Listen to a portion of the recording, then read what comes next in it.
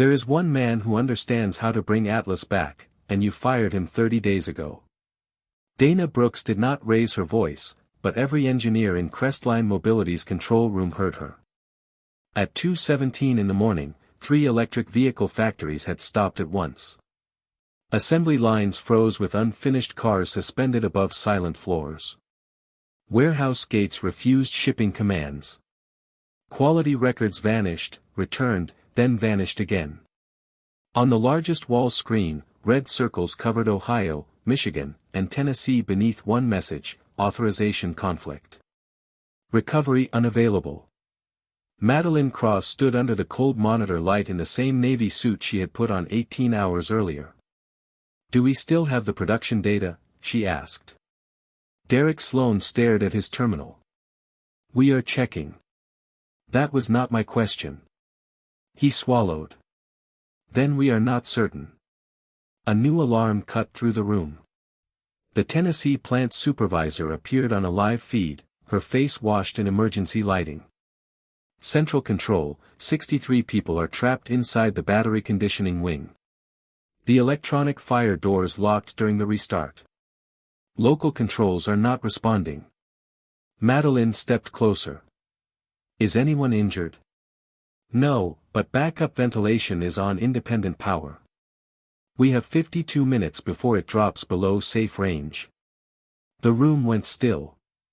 Outside the glass, hundreds of night shift employees waited beside dark machinery. Derek loosened his tie. The cloud recovery should have reopened those doors. Noah Price looked up from another console. The last restart disconnected Tennessee's safety controller. Derek turned on him. "Then reconnect it. Atlas is rejecting every administrator credential." Madeline's phone vibrated. The board chair wanted an answer before the market opened. Crestline's largest customer expected 1,200 vehicles by sunrise. Missing the shipment could suspend a contract worth nearly $500 million, but Madeline could only see the workers on the security feed, some holding phones, trying to reach their families. "How long until you restore the system?" she asked. 12 consultants avoided her eyes. Derek forced confidence into his voice. "One more full reset may clear the conflict." Noah stood. "It may also shut down ventilation." "You do not know that." "Neither do you." Madeline raised one hand. "Who designed the recovery architecture?" Dana opened a personnel file and placed it on the console. "Luke Harrington. Senior Reliability Engineer. Widowed father. Terminated 30 days earlier." Madeline remembered a warning report she had never finished, a dual-control recovery key locked in the security vault, and Luke's final words: "Do not remove the bridge layer until the people replacing it can prove they know the way home." The countdown changed to 49 minutes. "Where is he?" Madeline asked. "At his daughter's science fair," Dana said. "The one he asked us not to schedule over." Madeline took her coat. "Preserve every log. No one touches Atlas until I return." Derek stepped in front of her. "You cannot hand control to a former employee." She looked past him at the trapped workers. "I already handed control to the wrong person once." Then she walked out. 30 days earlier, morning sunlight had filled Crestline's executive conference room. Madeline had been chief executive for 6 months, and the board wanted proof that she could cut costs, accelerate production, and break what directors called a culture of hesitation. Derek Sloan arrived with a consulting team, impressive credentials, and a presentation titled Atlas Modernization Initiative. His charts promised faster processing and 22% savings. On the screen, the bridge layer appeared as a web of old pathways beneath a simpler cloud design. "This is not resilience," Derek said. "It is technical debt built around one man's preferences." Luke Harrington sat near the end of the table with a worn notebook and a thick risk assessment. When Derek finished, Luke opened the report to a diagram of the 3 factories. "Atlas does not depend on me," he said. "It depends on independent recovery paths. The bridge layer lets each plant separate safely when the central network loses agreement. Derek smiled. A problem that has never happened. Because the layer prevents it. That is impossible to prove. So. Is a seat belt until the crash. Several board members shifted. Madeline felt them watching, waiting to see whether she would choose the familiar engineer or the expensive team hired to replace caution with speed. Your report assumes multiple failures at once, she said. Clock drift, credential conflict, and a damaged cloud backup. Those failures become connected when isolation is removed, Luke replied. Derek displayed a green test summary. We completed 200 simulations. Luke checked the dates. All used synchronized clocks and clean data. None used live factory traffic. Derek's voice sharpened. We cannot delay modernization every time you imagine a disaster. Luke turned to Madeline. Give me 6 weeks. Run the new platform beside the bridge layer. Train the plant teams. Test a complete failure under production load. If it passes, I will sign the removal myself. 6 weeks sounded reasonable in technical language. In the boardroom, it sounded like hesitation. Crestline's stock had fallen for 3 quarters, and Madeline had inherited a company that respected her father's name more than her judgment. The migration begins Monday, she said. Then keep the recovery team in place. Derek says the new platform does not require it. Derek has been here 3 weeks. And he has found inefficiencies your department protected for years. Luke's face changed, not with anger but disappointment. Is this a performance review? It is a termination. The room became still. Luke removed his badge. The recovery key is in the security vault. It requires 2 executives and a plant safety officer to release. Procedures are in the final section, and 12 people on my team know how to use them. Derek pulled the report toward himself. We will decide what remains necessary. Luke looked at Madeline. You are not replacing one employee. You are removing the people who know why the safeguards exist. He signed and left. By noon, Derek had reassigned 8 members of Luke's recovery team, reduced Noah's access, and marked the bridge layer for removal. Luke's report went into an archive folder labeled Legacy Concerns. Luke reached Chloe's elementary school. Before the final bell with a cardboard box on the passenger seat. 14 years at Crestline had become a coffee mug, 2 photographs, a desk fan, and the worn notebook he was legally allowed to keep because it contained no company credentials. When Chloe ran toward him carrying a cardboard robot with 1 loose wheel, his expression softened. You are early, she said. The company changed my schedule. She looked at the box. For how long? I do not know yet. At home, Chloe spread wires, batteries, painted panels, and a miniature wooden bridge across the kitchen table. Her robot had to carry a cup of water over the bridge for the science fair, but the motor stopped halfway every time. Luke opened his laptop and updated his resume.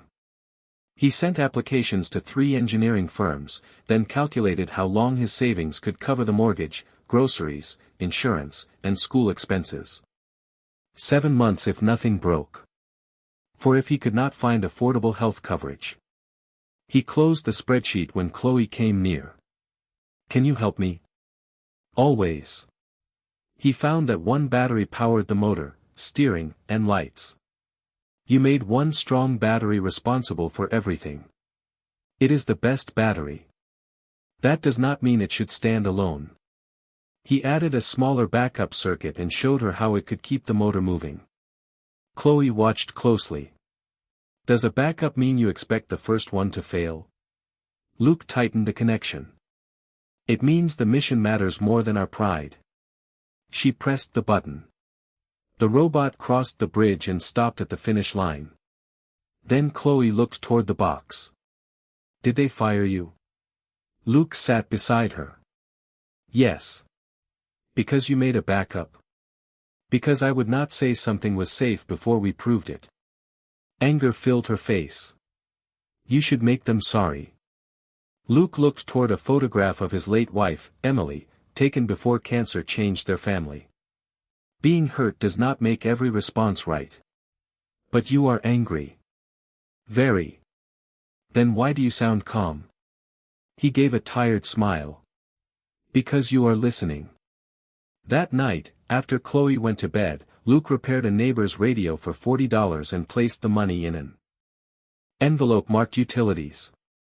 A rejection email arrived at 11:19. Another came the next morning. One employer privately told him Derek had described him as resistant to modern systems. Luke considered calling Madeline to defend his name. The accusation hurt because it threatened more than pride. Emily's final year had consumed most of their savings, and Luke had promised her that Chloe would never feel responsible for the bills left behind. Now every rejected application made that promise harder to keep. He opened Madeline's number, typed 3 sentences, and deleted them. He would not ask the woman who dismissed his warning to confirm his worth. Then he heard Chloe rehearsing her presentation. A strong system is not one that never fails, she read. It is one that does not leave the mission trapped when failure happens. Over the next 4 weeks, Luke took temporary repair work, sold an old fishing boat, and attended every science fair practice. He did not know that Atlas had already begun to forget how to protect itself. During the first week after Luke left, Crestline looked more successful than it had in years. Derek removed the visible bridge layer controls, moved recovery authority to the cloud, and presented dashboards full of green arrows. Processing improved. Overtime fell. Production increased 12%. The board congratulated Madeline for acting decisively. Under those results, Atlas was losing agreement a fraction of a second at a time. The Ohio warehouse received the same parts request twice. A Michigan quality station rejected a battery pack, then approved it 7 seconds later without an operator. Tennessee's electronic fire doors briefly displayed an unauthorized maintenance state. Each issue corrected itself before production stopped. Derek called them migration noise. Noah Price did not. Luke had trained Noah to compare events across systems. On day 7, Noah found a 0.4 second difference between factory clocks. On day 12, it had grown to 0.9. He sent Derek a report and copied Madeline. Derek removed her from the thread. The system corrects itself, he said. That is the problem, Noah answered. We do not know which copy is correcting the others. Derek leaned over his desk. Luke trained you to see catastrophe in every variation. Luke trained me to verify. Noah's administrator access was reduced the next morning. Dana discovered that members of the old recovery team had been reassigned. 2 had left after being told their positions would disappear.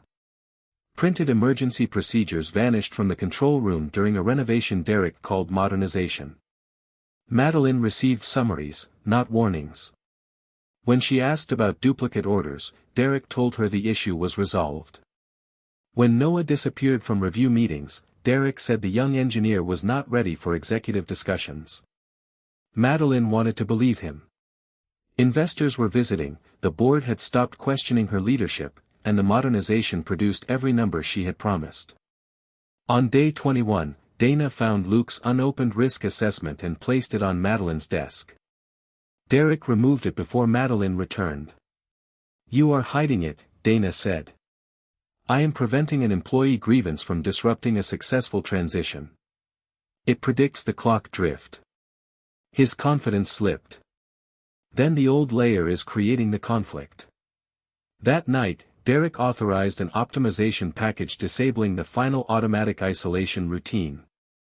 Noah confronted him. This removes the last barrier between a local fault and all 3 plants. It removes obsolete code. Run a full production test first. We are behind schedule. At 11:58 on the 30th night, the package began installing. 19 minutes later, Ohio rejected a credential issued by Michigan. Tennessee accepted it twice. Atlas tried to renew authority across all sites. Each factory began treating the others as untrusted. At 2:17, the network locked itself. Derek ordered one restart. Ohio disappeared. He ordered another. Tennessee's fire doors closed, trapping 63 workers. By 2:31, every confident promise had met its evidence. Derek tried the cloud backup. Atlas copied the conflict into it. He tried an administrator token.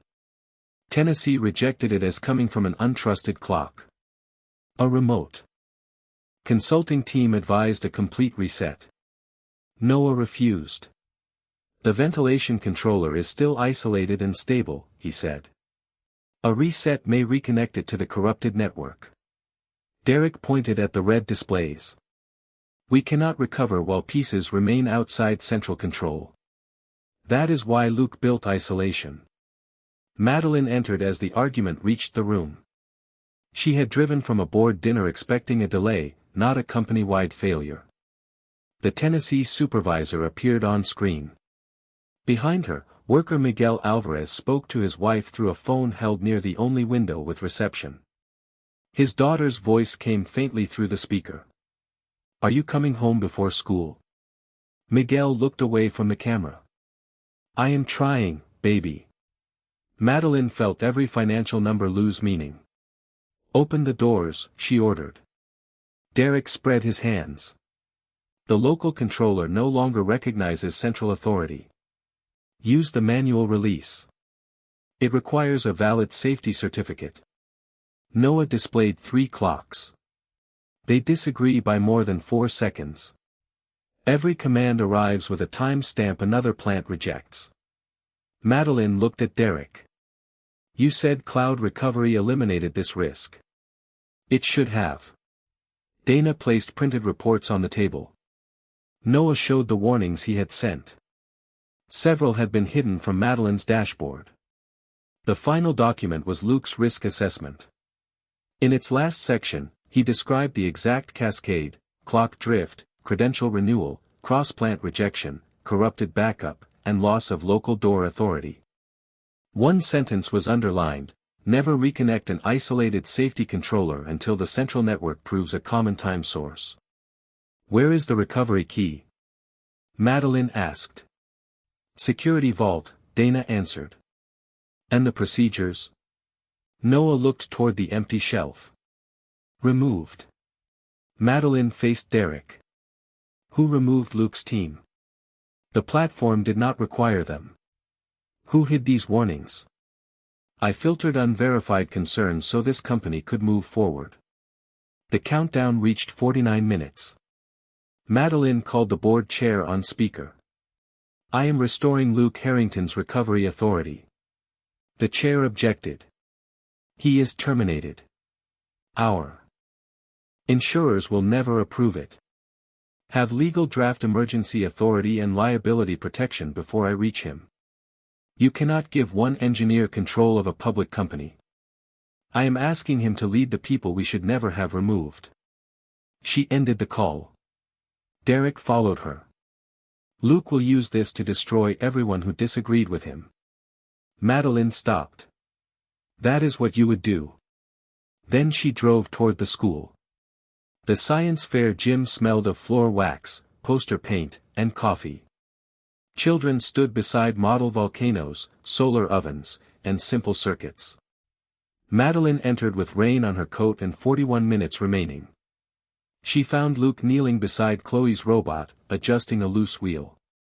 He saw Madeline and went still. The factories are down, she said. I heard. 63 workers are locked inside Tennessee. Luke looked at her. Ventilation. Independent backup. About 40 minutes. His eyes closed briefly. What did Derek remove?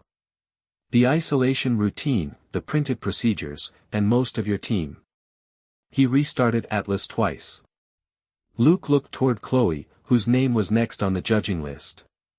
You need to come now, Madeline said. His expression hardened. 30 days ago, I told you exactly what would happen. You did. You called it resistance. I was wrong. That does not open the doors. No, but you may be able to.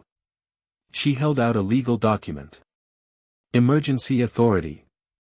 Logs preserved. No blame placed on plant staff or junior engineers. Independent investigation after recovery. Luke did not take it.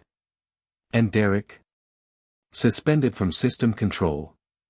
That is not what I asked. His actions will be reviewed. Luke looked at the document.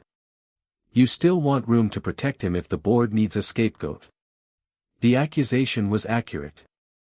Madeline's phone displayed 38 minutes. Tell me what is missing. A written commitment that every finding goes to the board and employees, including decisions made by the chief executive. That could end my career. 63 people are waiting to see whether your career matters more than their safety. Madeline signed the additional line. Luke read it twice. For a moment, neither spoke. He wanted to refuse.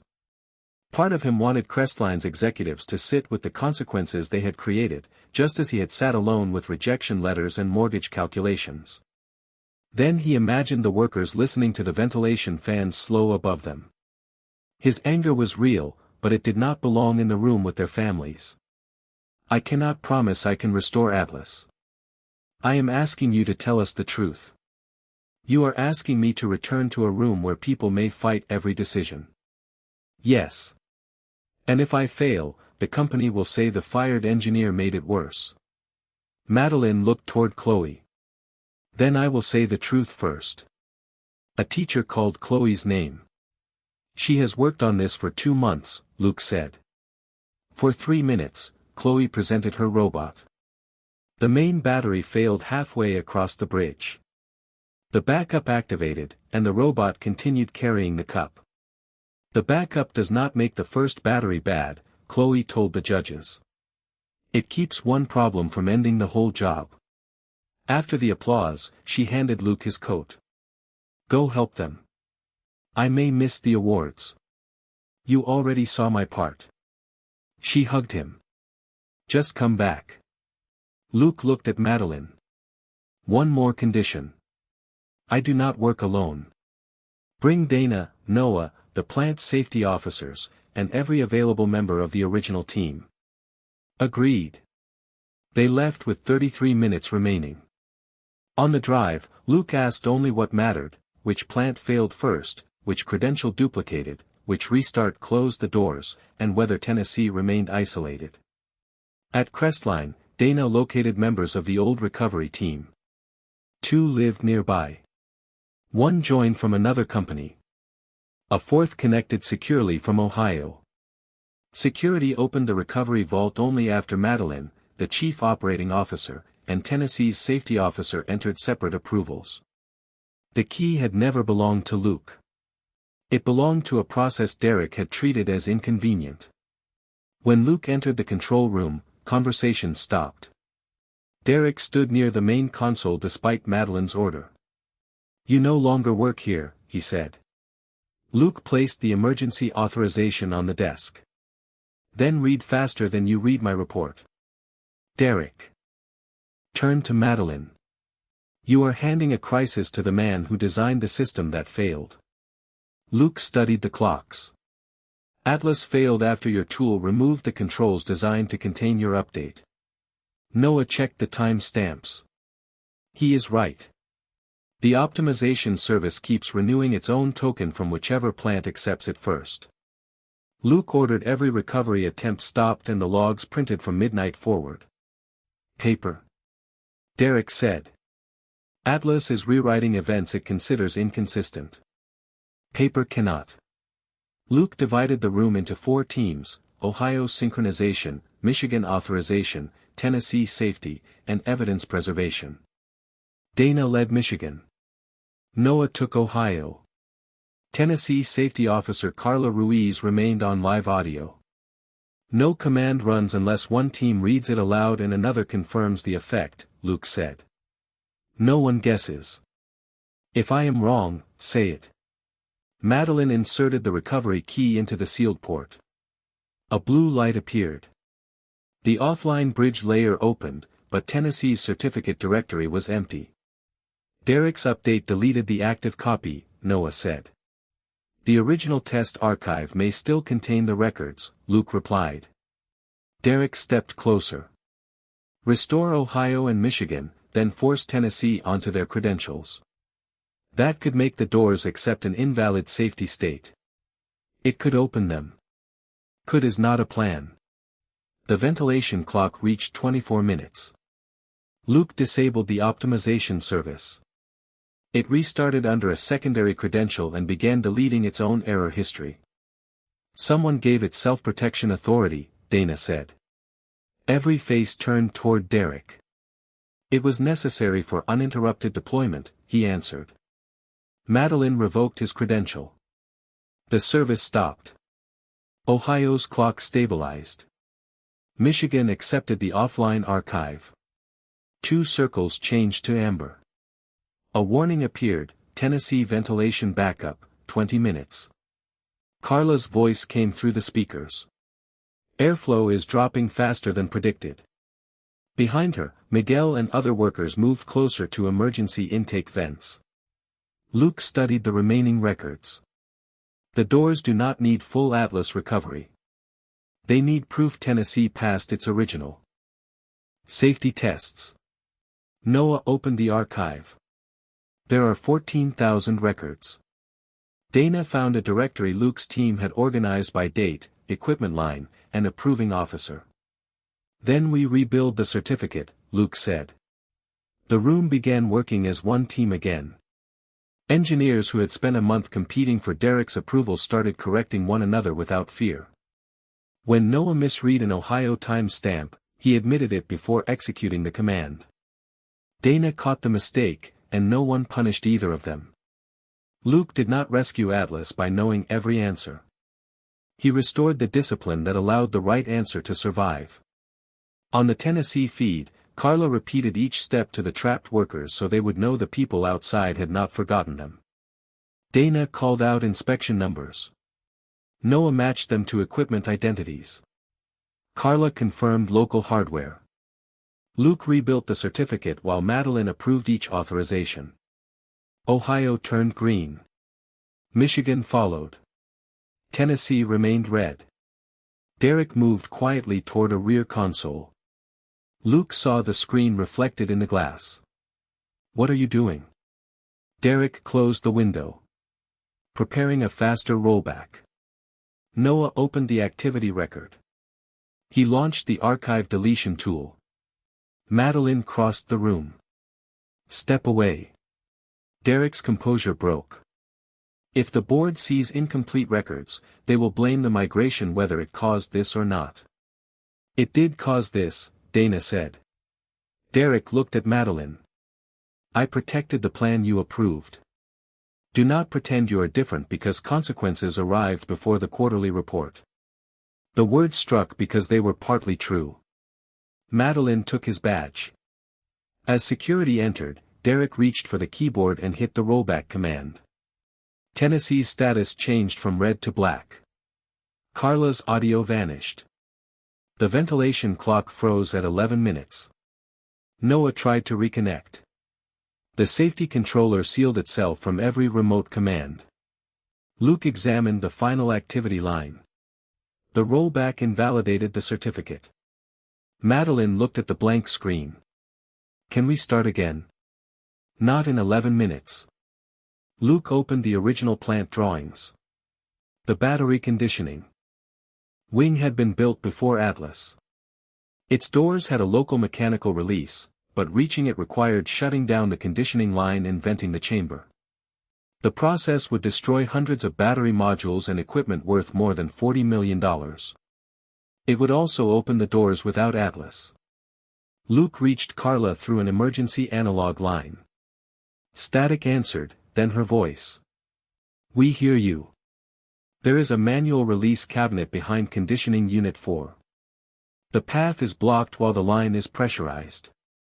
We have to vent the chamber and sacrifice the active modules. Madeline's phone rang. The board chair had been watching. Do not authorize that shutdown, he said on speaker. The loss may exceed $40 million. What is the alternative? Give Luke 5 more minutes. Luke answered.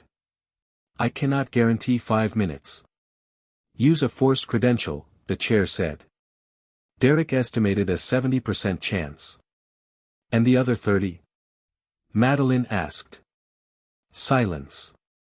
Carla's voice returned. Airflow is getting weak. Miguel could be heard telling the workers to remain calm. Madeline removed her executive badge and placed it beside the recovery key.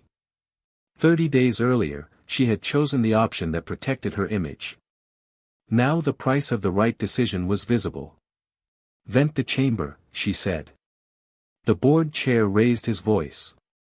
You are not authorized to destroy company property of that value. Then remove me tomorrow. Tonight, open the doors. She entered the shutdown code. Pumps stopped. Pressure alarms rose. Battery modules went offline one by one. Cabinet is accessible, Carla said. Miguel is at the release. Luke read the steps from the original drawing. Lift the cover. Pull the lower handle halfway. Wait for the pressure needle to reach 0. Then pull fully. Static filled the line. Pressure at 0, Miguel said. Pull now. For 2 seconds, nothing happened. Then one door indicator changed from locked to manual. Another followed. Cameras returned as doors opened along the corridor. Workers moved out while Carla counted. 59. 60. 61. 62.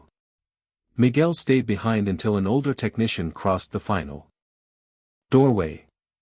63, Carla said. No one cheered. Madeline sat down and covered her mouth with one hand. Luke watched every worker reach the safe assembly area before he allowed himself to breathe. At sunrise, Tennessee remained offline and 2 factories operated in restricted mode, but no employee was trapped and the truth had survived Derek's attempt to erase it. Madeline addressed the board, plant employees, and recovery teams from the control room. 30 days ago, I dismissed Luke Harrington after choosing speed over verification and confidence over evidence, she said. I approved a migration that had not been tested under live conditions. I failed to read the report describing this risk. Derek Sloan hid warnings and removed safeguards, but he could do that because I rewarded the results I wanted and ignored the questions I did not. The board chair tried to delay the statement until legal reviewed it. Madeline continued. She announced an independent investigation, preserved every log, suspended Derek's firm, and cleared Noah, Dana, Carla, and the plant teams of blame. She disclosed the $42 million loss from Venting, Tennessee. No one challenged it after 63 workers appeared together on the plant feed. Several board members had argued for Luke's dismissal 30 days earlier. Madeline named no one, but she required the minutes of that meeting, Luke's unopened report, and Derek's filtered warnings to be included in the investigation. Responsibility would not end with the easiest person to fire. Miguel stood near the front with his phone in his hand. My daughter asked whether I was coming home, he said. Tell the person who opened those doors the answer is yes. Madeline turned toward Luke. He did not step forward for applause. He was checking the time because Chloe's awards began in 40 minutes. Crestline would like you to return as Chief Reliability Officer, independent from production and quarterly targets. Luke looked at the exhausted engineers around him. One person should never be the company's last way home. I will return if the recovery team is rebuilt, plant safety officers can stop any deployment, and every critical procedure is tested by at least 3 trained teams without me. Agreed. The investigation remains independent, even if it removes you. Madeline nodded. Agreed. And my schedule protects the days I promise my daughter. Go. Luke reached the school gym as the final awards were announced. Chloe saw him at the doors. Did they get out? Every one of them. Did the system work? Luke knelt beside her. Not by itself. Chloe's robot received second place. 6 months later, Crestline completed a new Atlas architecture designed by teams from all 3 plants. The recovery key remained in the vault, and procedures were tested every quarter. Madeline survived a board vote by 1 seat. Her dashboard still showed production speed, but it also showed unresolved safety warnings and the person responsible for answering each one. Derek faced a formal investigation. Noah became director of recovery engineering. Dana led independent system audits. Luke returned home before dinner most nights. One afternoon, Madeline watched Chloe demonstrate an improved robot. The main battery failed halfway across the bridge. The backup carried it the rest of the way. "You were right about failure," Madeline told Luke. "It came faster than I expected." "It usually does." "And leadership?" Luke watched Chloe grin at the judges. "Leadership is what people can still trust after the confident answers stop." The judges called Chloe forward. Luke moved to the front row, exactly where he had promised his daughter he would be.